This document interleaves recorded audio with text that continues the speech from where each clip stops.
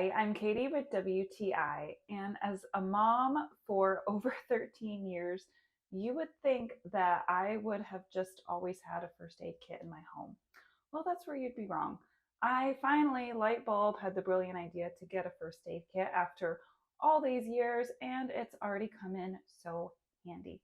I really liked this kit by First Aid Only, first of all, because of the size.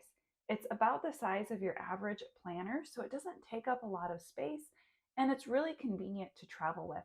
Not only can I keep it in my pantry for easy access at home, but I can throw it in my backpack or my purse. I cannot believe how much stuff actually fits into this little kit and stays nice and organized. Not only do you have band-aids, you have several sizes of band-aids.